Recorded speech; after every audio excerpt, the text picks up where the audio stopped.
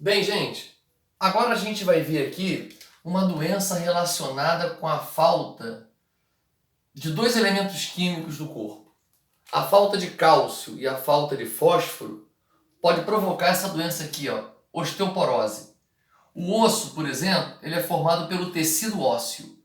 No tecido ósseo, imagina um fragmento do tecido ósseo sendo visto ao microscópio. Cada bolinha dessa aqui seria uma célula. Então, o osso é um órgão vivo, tem um tecido vivo, formado por células. Está percebendo que tem um espaço entre as células? Nesse espaço entre as células, existem proteínas. Por exemplo, fibras colágenas, fibras elásticas, são proteínas que formam esse espaço entre as células do tecido ósseo. Mas, além dessas proteínas, o tecido ósseo também tem uma parte mineral. A parte mineral é representada principalmente pelo fosfato de cálcio. Então aqui tem sais minerais, principalmente contendo fósforo e cálcio. O exemplo aí é o fosfato de cálcio. Esses sais minerais que contêm cálcio, eles dão rigidez ao osso. Por exemplo, se não tivessem essas proteínas que eu fiz em azul, o osso seria duro, mas seria quebradiço. Igual o giz que antigamente os professores usavam. O giz é duro, ele tem cálcio, mas ele quebra com facilidade. Agora, também se não tivesse essa parte mineral rica em cálcio, o osso seria macio, não teria essa rigidez. Então, pessoal, a falta de cálcio e de fósforo nos ossos pode provocar algumas doenças como osteoporose, raquitismo, mas depois na parte de vitaminas a gente vai aprender que a falta da vitamina D que provoca raquitismo. Aqui a osteoporose tem a ver com algumas alterações hormonais que tem como consequência a diminuição de fósforo e cálcio nos ossos. Quais são os sintomas dessa doença? Primeiro, fortes dores nos ossos.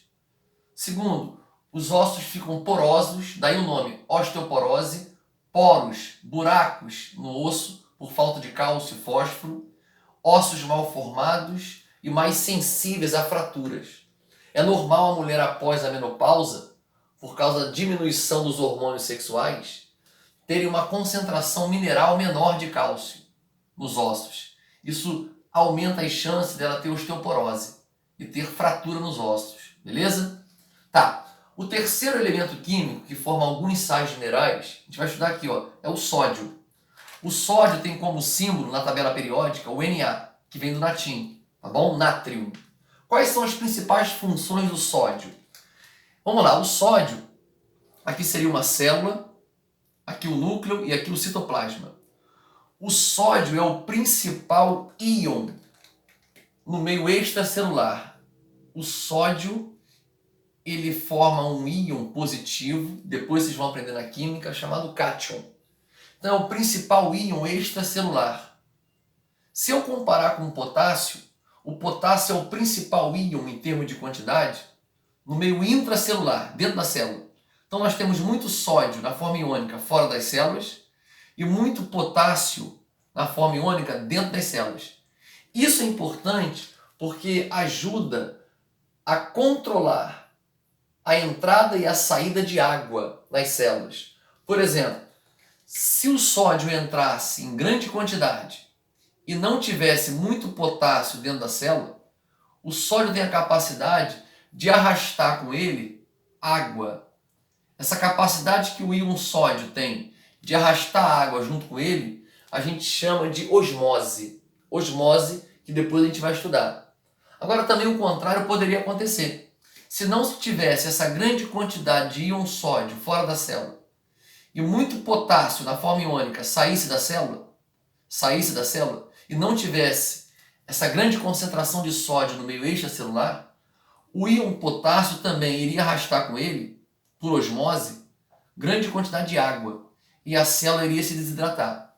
Caso a célula receba muita água, a célula pode se romper pelo excesso de água. E caso ela perca muita água, ela pode morrer desidratada.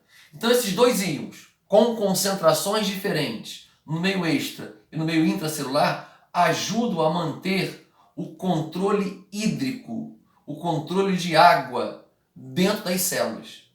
O sódio também participa, pessoal, do controle hídrico no nosso corpo. Por exemplo, não sei se vocês sabem, mas os rins são órgãos que